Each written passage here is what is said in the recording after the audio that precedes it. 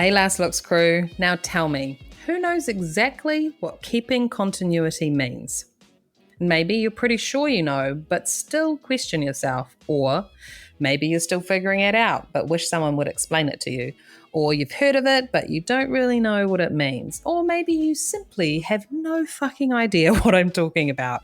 It's okay, Last Looks crew. Today on the show, I'm chatting to Dawn Gilliam. Dawn is an incredibly experienced script supervisor, and we get into what her role on set is, how best to navigate your relationship on set with your script supervisor, and of course, what you can do to do the best job you can when it comes to keeping continuity. But before we get into that, I wanted to let you in on some of my top secret plans for Last Look's world domination. I'm just kidding. As some of you are aware, I started Last Look's workshops, and at this stage we offer wig workshops and have hosted a few super successful classes here in Beverly Hills with Rob Pickens from Wigmaker Associates as my tutoring sidekick, if I may be so bold. And now I'm adding to the workshop family with a much needed barbering workshop with one of the best in the business, Dee the Barber. The first workshop Dee will be offering will be a group workshop, Don't Fear the Fade. Sounds ace, right? I know there's a lot of hairstylists out there that do fear the fade, so we want to flip that around so you don't fear the fade. I love it. I've also been chatting, plotting and planning with hairstylist Cassie Russick. Now, Cassie is a total pro when it comes to prepping hair to go under bald caps, and we thought you guys might be interested in doing a hands-on workshop that covers just that. We're in the very early stages of development with both workshops, but pretty excited about it and hope to see our Last Looks crew sign up once we launch. If you want to keep up with our Last Looks news, including the workshops, you should definitely follow us on Instagram at lastlooks.crew and sign up for our newsletters. I've popped a link for that in the show notes below this episode. Okay, let's get back to the continuity chit-chat. I am your host, Jamie Lee, a hairstylist working in the film industry here in LA, and this is the Last Looks podcast, a show where I catch up with makeup artists and hairstylists working in the film and television industries around the world. And today, on this bonus episode, we chat to script supervisor Dawn Gilliam, all things continuity. On with the show. And now, a word from our sponsor. Calling all hairstylists and makeup artists. Would you like to have a strong wig knowledge? A solid foundation to build your wig styling skills on? Would you like to gain the respect of your cast, colleagues, and employers when it comes to wig work? And feel more confident in knowing how to handle, style, and apply wigs? Well, do we have a treat for you? Introducing Last Looks Workshops. Come down to Beverly Hills and join Jamie Lee and Rob Pickens in the Last Looks Workshops experience. Spaces are limited, so be sure not to dilly-dally. For more details, visit lastlooksworkshops.com. And now, our feature presentation. Pictures up. Last Looks. Rolling. And action. Welcome to the Last Looks podcast, Dawn. Oh, thank you. I'm so happy to be here. Happy to have you. It's awesome. Okay, so this is where our story begins. I want you to finish this sentence for me, okay? Okay. Once upon a time, there was a little girl named Dawn, and when she grew up, she wanted to be... I wanted to be an NFL umpire. You did? That's so awesome. You're like, I want to be telling them what to do out there. So obviously a sports fan. Yes. What it is that I am an original Los Angeles Rams cheerleader that they had in 1978. Wow. And I was a cheerleader all through, middle school and high school and college. And I went on to be a professional NFL cheerleader. I was really like a tomboy. Mm-hmm. I had older brothers. I had no sisters. So I was always out and playing sports with them. And so I wanted to be a referee. Yeah. You're like, I can't play NFL. I can't play, but I love being on the field. I love sports and stuff, but I never took it anywhere. But that's the one thing that I wanted to, that's the only thing I can think of that I wanted to be. So how does your journey go from being on the sidelines of NFL to being on set? Well, as we were the it girls, and so we were introduced to doing commercials and shows. My first show was dancing on the Johnny Carson show as a Rams cheerleader. And that got me into the business. And then I did that for about four or 5 years. And then I just started acting. You know, I found out that I could be in front of the camera and I was pretty good. And, you know, I modeled a little bit, even though I'm short, you know, did catalog modeling. And I was on set for about 12, 13 years. And so I realized I was getting a little tired of taking pictures and keeping that up. And I was working, but I just got mentally tired from it. And I looked around, I realized I liked being on set.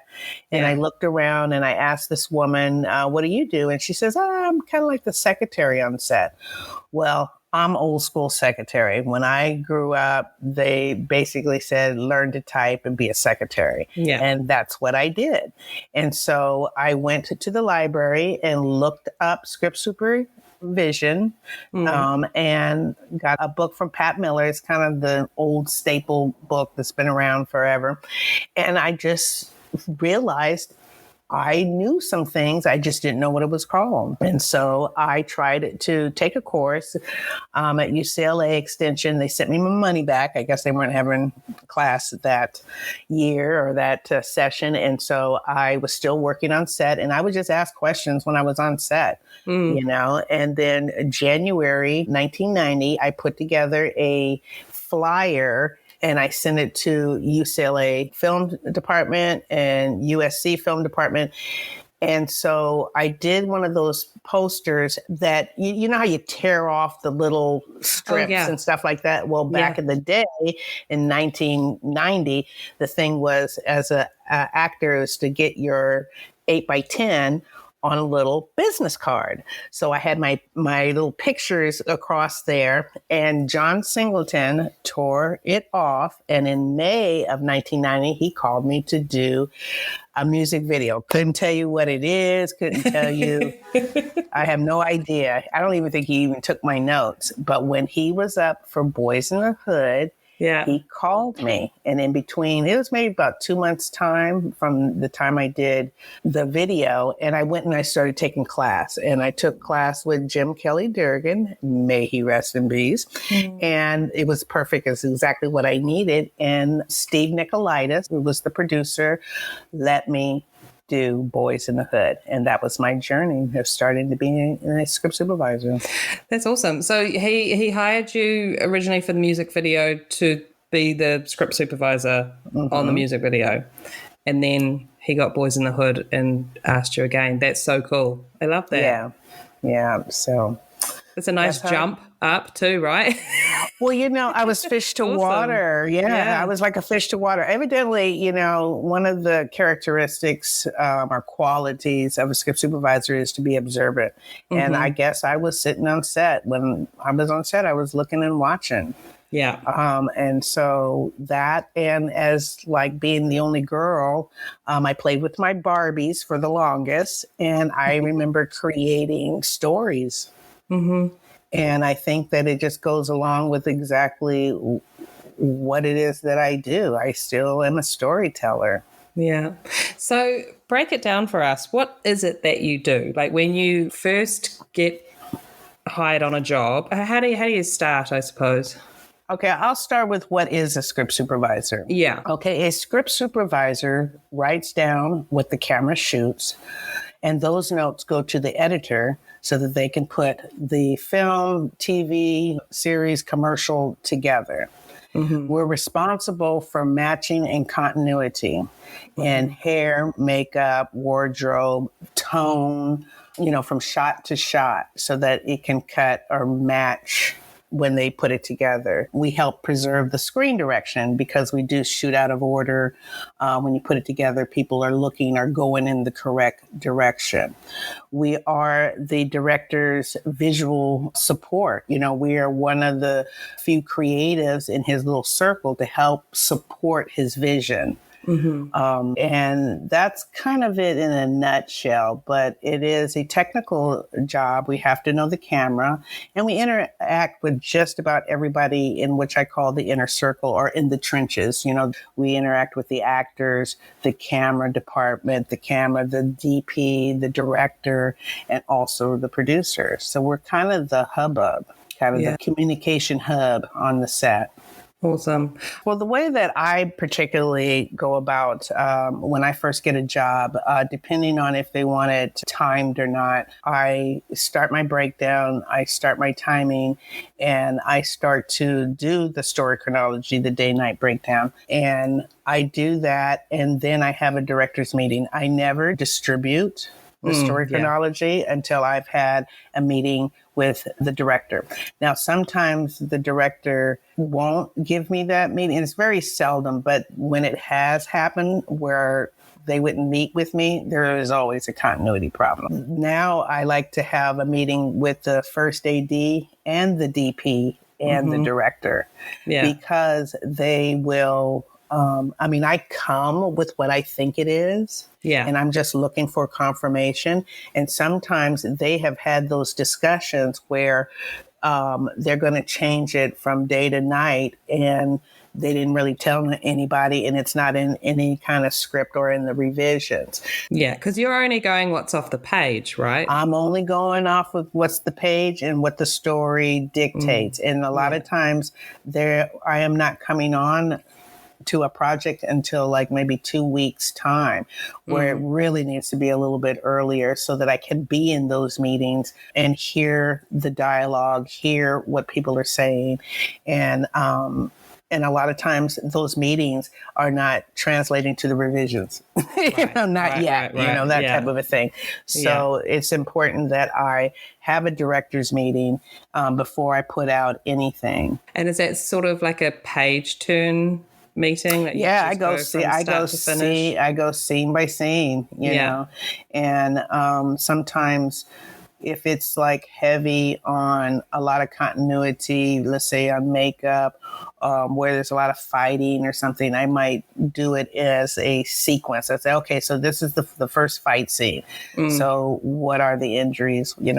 Even though they may have already had a meeting with the makeup or hair, I just try to do what I think it might be. And then once I get confirmation of what they're thinking, then I will go over and contact the hair or the makeup department. And then we try to have a discussion or a meeting or something like that. I believe communication is key. Yeah. There should always be an open line because, as you know, when we start filming, it just takes a life on its own. It just grows. It's a living kind of a thing. We all are very adaptable, because something happened, someone, whatever, it'll just change. And so we need to have that line of communication open, because when I see stuff and I know, the one example that I always use is that I went in for a director's meeting and the director said, oh, that's going to be a night scene. Well, it was a visual effects scene. Right. Which is like a whole different thing if we're going to change it to tonight. And so I was like, okay, whatever, I'm good with it. You love it. I love it. And so I go to the AD and I say, hey, did you know that this scene is turning into a night scene? And he was like, no. Then I went to the visual effects people and I told them. So when I see something that is a change that comes out of my director's meeting, then I'll go to that department and say, hey, did you know? Because again, they may have these meetings that no one knows about and decisions are made and they just haven't gotten it to the correct people. Yeah.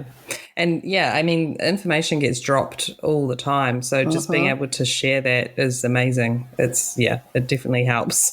And I'm sure they're very thankful.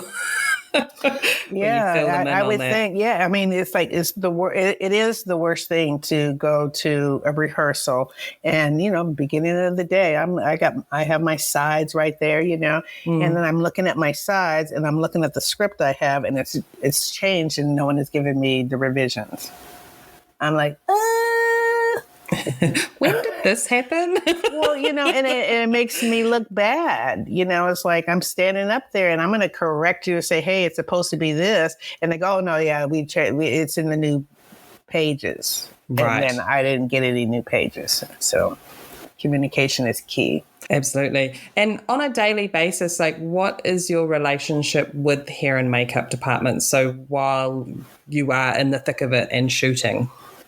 Well, hopefully, we have had some kind of talks. I either have their breakdown and they have my breakdown as far as the days and then what is actually happening within a scene, type of a thing. But usually I like to go and just say, hey, all right, so we're in this scene. And so this happened already. So, the hair is down or, that type of thing. I just like to talk over the continuity with them so that we can just all on the same page, type of a thing.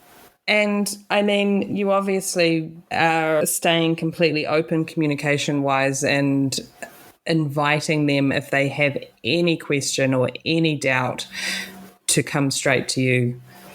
Exactly. And I'm not a yeller. And so I don't be yelling, hey, hair, whatever type of thing. I was like, if I see something, I just walk up to you and I'll say, hey, this is going on type of thing, or we should start from here. Because sometimes it's about what we're printing or what the director likes. And so we're going to go forward with this particular shot.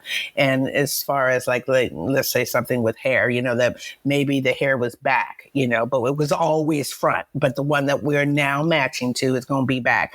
I will walk up and I will say, and I do try to get that line because again, my job, I do have eyes everywhere, but I'm only human. You can only see so much. And so sometimes you do need those other people watching their department. And this is one of the reasons why I wanted to come on here, because it is interesting to me, even though I am a 32-year script supervisor, I find it interesting that I am the bottom line. Like, hair, one has a whole department and they have a whole team of people. And I'm not understanding why you can't keep your own continuity. Why someone isn't looking. You got 6 people to my 1. Yeah. And yes, there's certain things that I am looking for as far as, especially hair. I'm just taking what's easy. Long hair is always my, or tucking it behind the ear or not tucking it behind the ear. Yeah. That kind of a thing, such a micromanagement type of a thing that I would think that the department would be watching. Yeah. Not sitting on their phones and scrolling. I don't understand that. It's very, very frustrating. Yeah. It's not only watching as well, it's understanding what you're watching and why you're watching it. Exactly. And I know that I feel like I'm on continuity and will, if say we're talking about in front of the shoulder, behind the shoulder, and it's within a movement and half the takes it's fallen in front of the shoulder and half it's stayed behind. And that's exactly when I'm going to come up to you and, sneak up to you behind the monitor and just be like, okay, so the hair was in front and behind. What am I going with for the next shot? Like, because of course, as you're saying, you have the notes from the director of which takes they favored. So you're going to be the first person that I just check with, like, am I continuing it, try to keep it behind, or am I placing it in the front? It just takes communication and it takes another person who that's your department, be it makeup or hair, that you're watching your person. Yeah. When I started to think about this podcast, I remember years ago, and I don't even know if she's still in the business, and I believe her name was Gigi or something like that. I think she was French or something. And I met her in Oregon. We were doing a picture in Oregon, and she was the only makeup artist I've ever seen be almost behind the cameraman. She sat in the kind of little bit in the eye line and watched her person. I've never seen that before, but what the makeup was on point, So but she really was like, she looked at her person from the camera's angle, and she just was not that far behind, and then it was the time we had monitors, but she chose to just visually watch her person. And I just have always admired that and remembered that. I wonder if she worked with on a lot of sets that maybe didn't have monitors before that, because it's I don't know. I have no idea, but I just think that everyone should be responsible. Or if you're on set, it is, I think, part of the deal, that you should be watching. I know it can get kind of sort of, like watching paint dry, but that's part of our business because the script supervisor, I have so much other things going on. Yeah. Well, I mean, for our departments, it's almost like, why are you even on set if you're not paying attention? Like, yes, there's a reason why we're there. And it's to not just do last looks. Exactly. It is to maintain and make sure our continuity is correct and whatever other things may pop up. So I know there's times where I struggle with keeping my continuity just because of whatever is happening in the scene. And all I can do is make sure that I reset them the same way at the beginning of the take. Each take, I make sure that at least they start the same. Exactly. Whatever happens within that scene is going to happen. But if you just let something like that go and go and go, I mean, it's just, you need to do those resets. Otherwise, by the fifth take, they're a complete mess from start to finish. Exactly. Exactly. Yeah, no, I think that really is the way that I look at it too. It's like, how do they start? That just get them to start the same, because if the person is moving and stuff like that, of course the hair is going to do what the hair is going to do. But if you start at the same point, then it's kind of sort of do, similar things. And I think that is a big key factor that is just helpful, because I mean, I was on a show where the lead had long hair and it was flapping back and forth, type of thing. And I know I would be irritated if someone was coming up to me all the time and saying, hey, I think I would be, and I can tell that the person gets irritated, but I don't really care. It's like I'm doing my job. Now, if you're saying that the crew member being irritated with you going up all the time to give them notes. Right. I can tell, and I would be irritated. Take a hint. Yeah, take a hint. If you've got the script supervisor tapping you on the shoulder every 5 minutes, you're obviously not doing your job. Really. And what's even worse is when you're standing there next to him. It's like, what are you doing? But and that's weird to me. It was like, when people ask me too many questions, I try to make sure that I do it so the questions are asked, so you don't have to ask that question. But it's interesting when that happens. You would think that you would learn, that you would get a hint. Yeah. I think in the last 2 or 3 years, I've been asked questions of how do you like to do continuity? And I'm like, what? Like, which part of continuity are you talking about? And it seems, once I get to the bottom of it, it seems that they're just asking me how I like to put my binder together, my folder of pictures. And I'm like, this is the last problem that you should be thinking about. It's just like, how do I tackle my breakdown to understand my continuity? Or are you asking, how do I do it within a scene? How am I watching my continuity? Like, how am I making sure that I'm taking photos of things that I need to take photos of and things that I don't need to? Which photos I'm matching to? Like, there's so many parts of that question. And at the end of it, I figure out that they're just wanting to know how I stick my photos on a piece of paper and put it in a book. And I'm just like, that's not the aim of the game here. No. It's not having a pretty binder. I mean, yes, you want to be able to find what you need, your reference. You want to make sure you have that reference of what you're matching at your station when you're doing it. So you may think that you have the most amazing memory in the world and are going to do it the same, but just, double check yourself and get those images out. The reason you took them is to look back on them and match them. I would have to say that I don't take as many pictures as I used to. And I do use the video playback. Yeah. And then sometimes I do get, if I can manage the software for the pics or for the dailies, because it's always an issue trying to get those things to work. And that's kind of what I look at. I mean, there are certain things that I'll just boom, I'll take a picture of the monitor real quick because we're like matching something, like how they fell or whatever. But I think it's because I have been, I basically do movies and features and stuff like that. So a lot of times those people, the other crew, the other technicians that I'm working with are at the top level. Yeah. So they really are doing their thing, and that they have their picture, makeup and hair have their pictures. I know that it's a big part of the department, but me per se, I don't take them as much as I used to when I first started out. Because when I first started out, everybody learning and everybody don't, so I'm taking pictures everywhere.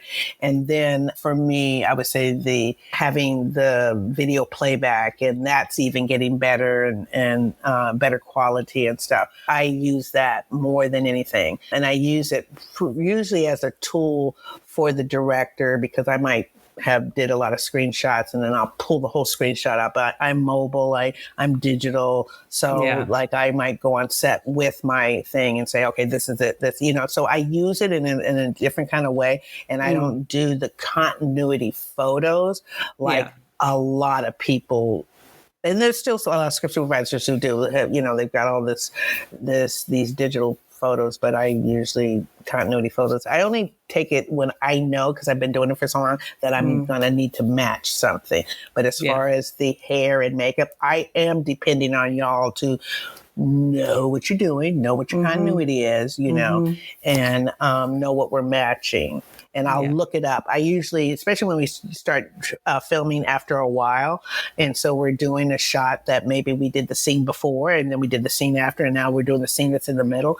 I will look at the footage. I go back and I look at the footage so to make sure that all the continuity is together, or what is the continuity, that type of thing. Yeah, and that's something that I've done as well, is gone up to my script supervisor, and you choose the right time at the monitors to be able to do that, and be like, can I see playback from whatever, just so I can visually see it as well. I'll have my photos with me. I'll know, what I'm needing to match, but I also just want to be able to see. It's like a triple checking. Yeah, well, that's okay. So we have these devices, and it's like learning how to really utilize it. So like when we are getting ready to do a scene that needs to be matched from a shot that's either, we already did and stuff, I bring folks to the monitor. Come see. Yeah. This is what we're matching. And then we can talk about it, and then maybe we'll slow it down, or we'll stop and say, okay, it needs to be like this, that kind of a thing. So I believe in bringing people, to the monitor and say, hey, just look at it. Because sometimes I'll say, hey, we're going to be matching this shot. You want to come see the footage? Oh, no, I got the footage. I say, yeah, but come see the footage. If the script supervisor invites you to come and look at something, please just do it. Just go and if look. they don't, and you are questioning things, go and ask.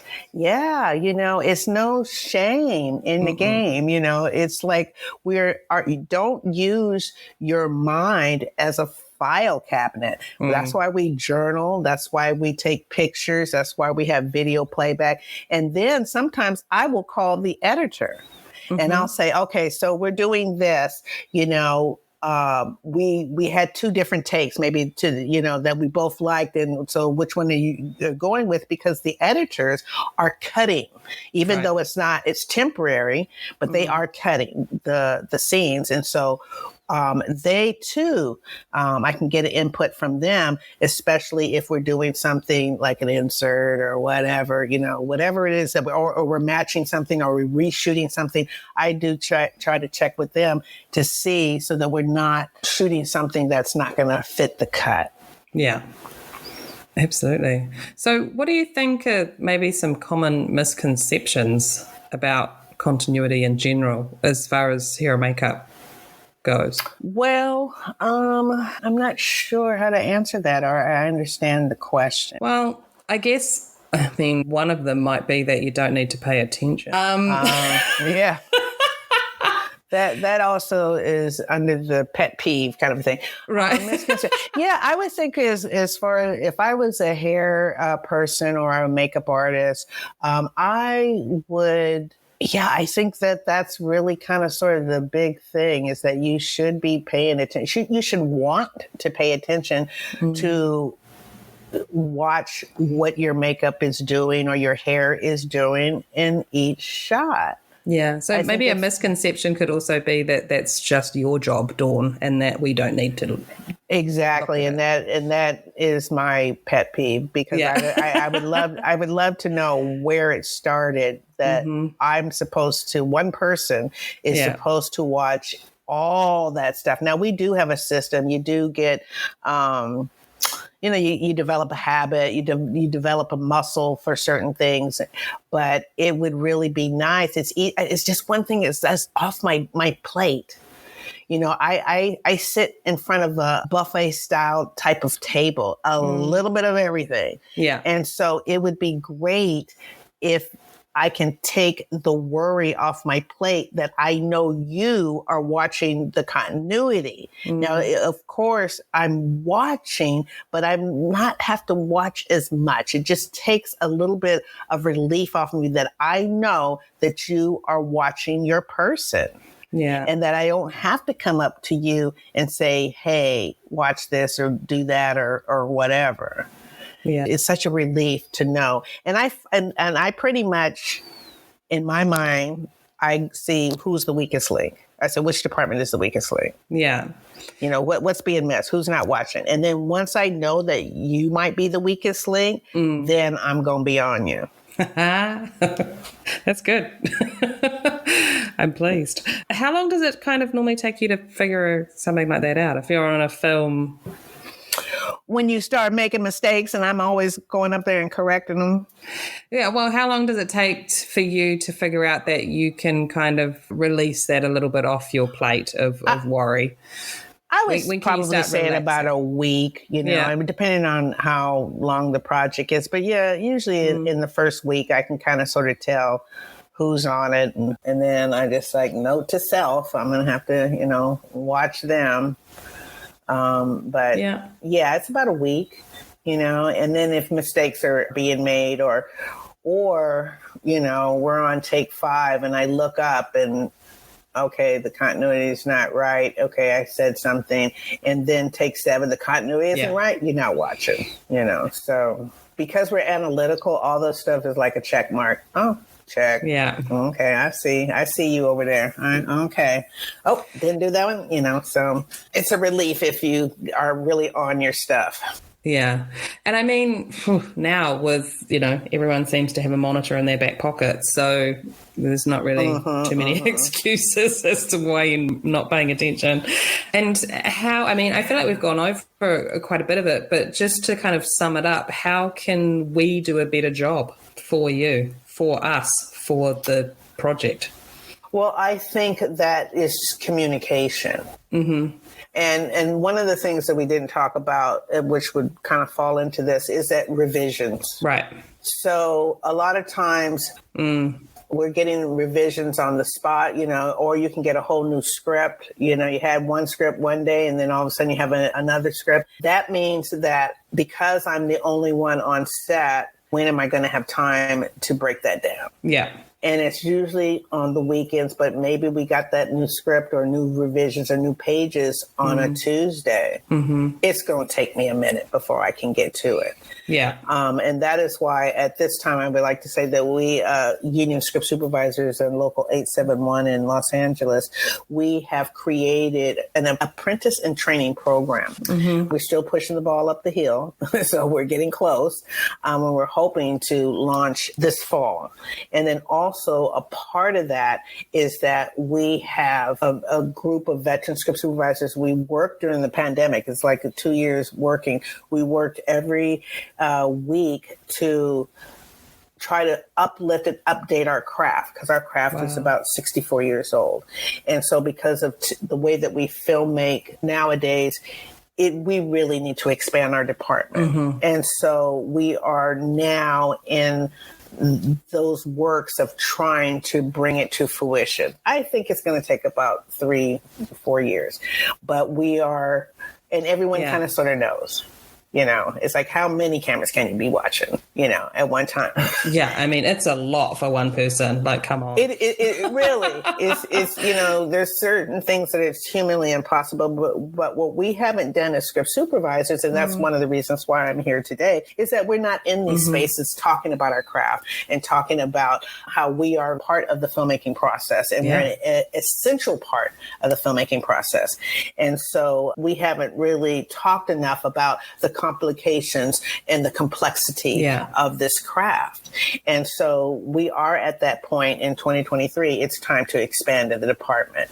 And so if I got revisions, then that extra script supervisor could be going over it and doing the breakdowns that everybody needs. Yeah. You know, that everybody needs to know. Yeah. You know, and they could either do like a little, you know, throw up a, you know, a new revised story chronology or one liner or whatever coming out of our department. Yeah. That person could be doing that. And then the person that is on set can continue filming, you know, so it's just time, you know, so just know that when revisions come, it's going to be a minute before the script supervisor can get to it and look at what's going on. Because sometimes the revisions are being shot, you know, we're shooting the revisions. We got it that day, you know, so haven't been able to go back and update the paperwork. Yeah, kind of figure out, what do these revisions mean? Like, what do they mean? Does it really change? You know, it might change the story chronology. It might, you know, who knows? It might just be dialogue, which is, you know, fine. But again, it just takes a moment.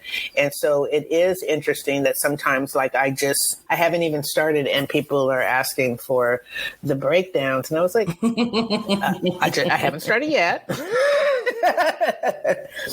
And as soon as I try to, if I start on a Monday, then by Tuesday, Wednesday, I'm trying to have my director's meeting. Yeah. So that I can get that out as soon as. Yeah. And then I turn around and I start to see if I can have meetings with the makeup and hair. Oh my goodness. I really hope this happens for you guys, to be able to have the training program, have an assistant there. You might be able to wrap on time. That'd be nice. We might be able to wrap on time. I mean, there's just so many possibilities because depending on the show, you know, and there has been shows that have used 2 script supervisors, because then you have one that's just watching continuity and doing the dialogue, and then the other, and especially if you have an ensemble cast. You know, I got five actors, and I've got 2 cameras, 3 cameras, and then all of a sudden one of the cameras, you know, goes in tighter. You know, I need to make that note, and then all of a sudden I hear line. You know, come on, it's humanly impossible. Humanly impossible. Or they're on something and they're like, okay, B camera is going over here, and they're going to be shooting something else, and you must be like, exactly. Oh, hang on a moment, I'll just split myself in half, shall I? Exactly. And that is filmmaking, and there's nothing wrong with that. It's just like, you know, when you add another camera, you add another camera team. But I'm supposed to, you know, but that one person is supposed to, you know, take care of all the notes from that camera. Yeah. And it's off someplace else. You know, it makes, again, it's just because we haven't been vocal as a group, as a craft. And so now we're starting to be vocal, because we all love the filmmaking process, but it is hard. It is additional a lot of work. And so who can work at 100%? And I like working at 150%. So it's like, it's really hard, and it's just time. That is basically the evolution of filmmaking. More cameras, now we're using the videotape and they don't want to cut. And then sometimes it's hard. So that would be a question. It's like, when you see something that's messed up, like this is not going to match, and the director won't cut. Sometimes I try to go to the first AD and say, okay, nothing is matching, or that the hair's wrong, this is wrong. They sweat. Everything's a mess. Everything's a mess. Can you get him to cut, or get them to cut? Yeah. Yeah. Oh yeah. I've been at the monitor going, wanting to reach into the monitor to be like, Exactly. Can I just run in and fix that? Yeah. Well, I get it to a point. Sometimes it is about the actor's performance and to get them in a rhythm and all like that kind of good stuff. But at the end of the day, you still want to be able to use the footage. Absolutely. So let's give our final wishes and notes to the hair and makeup departments of the world. What do we want them to do? They need to pay attention. They need to know what they're paying attention to. They just need to be on it. They need to take a little bit of worry off your plate. And if the script supervisor is coming up to them every 5 minutes and tapping them on the shoulder, they know that they're not doing any of those things. Yes. And, and there should be a sense of pride, you want to, it's your craft, and you don't want to leave it up to someone who might not necessarily saw the fine details. Maybe the hair was behind the ear, but you had a little wispies down. I might not see that. Yeah. And then when all of a sudden I see wispies, and I'm like, okay, so it's always been like exactly. You should be able to say, it's always been like that. Oh, okay, cool. Yeah, you might not have seen it, because sometimes the wispies get me.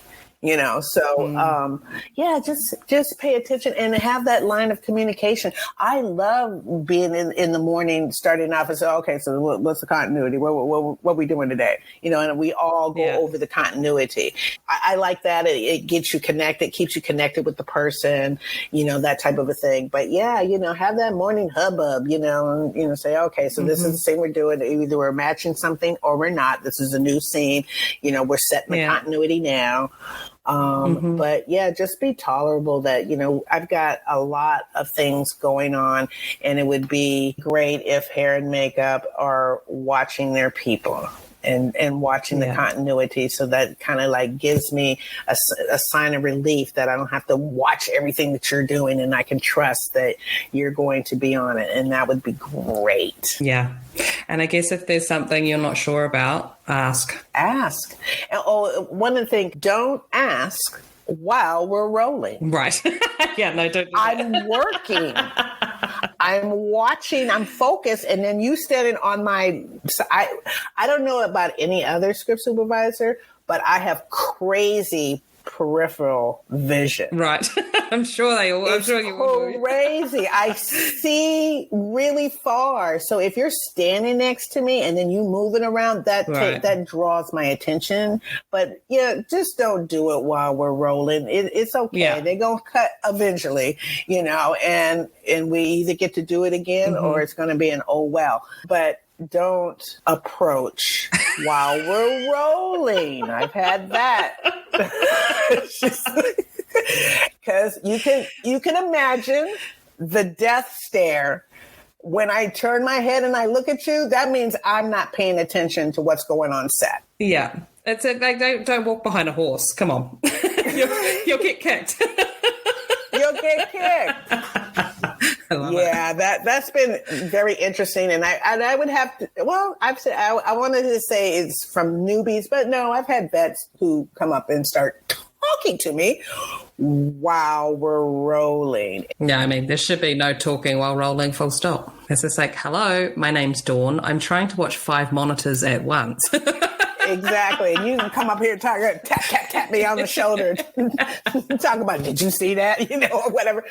I am working. Yeah, that's the one that always amazes me. Maybe I say maybe I just don't look like I'm really concentrating.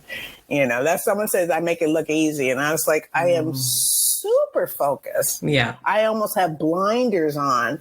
That sometimes I have to, because at Video Village, you got the director, sometimes you got the producers, and then you got people in the tent talking. And I shush everybody up. I've shushed studio heads up. I've shushed producers up, because if I get asked a question that I missed something from my director because you were talking. Yeah. You don't get in trouble. I do. Yeah. Oh, it's very true. I like it. I like that you're shushing all these people. Oh, yeah. I always remember, and this is a John Singleton moment. So we were doing higher learning, and we were at USC, and we had, I don't know what year it is, but we had an earthquake, and we were in an earthquake-ridden building. Yeah. And we were working on a Saturday. And the studio head from, it's Sony now, but I think back then it was MGM. I don't know, one of them studios. And so he had come down and he was sitting in my seat. I had gotten up to go to the set, do something, blah, blah, blah, came back, and he was sitting in my seat. And we were about ready to roll. I said, excuse me. I said, this is my seat. I need it. And the publicity person was standing behind. Her eyes got huge. Like, and he politely got up. And then the next time I had to get up, a few minutes later, he sure didn't sit in my seat. Yeah, I need that monitor. You just visiting, I don't care if you studio head, please. Well, he probably learned something that day. Oh, that's awesome. I love it. Is there anything else just before we kind of wrap up that you want to touch on, or are you feeling good? I want to say that I appreciate the craft of the makeup artistry and the hair stylist. I love what you guys do. I am in awe of how things can just how people come alive with the characters and stuff. So I want to applaud you and to just keep at your craft. It's a craft. You can learn something every movie, every project, you can learn and keep growing and make this industry be one of the top industries that it is, that people aspire to be a part of. That's awesome. It's been so great talking to you, Dawn, and just having you shed some light on what you do and what we need to be doing, and just that relationship, keep that communication open, and we can all do better. Yeah, we all can. You all can. Go out there and be the best. Yeah. Thank you so much, Dawn. Oh, you're welcome. This is fun.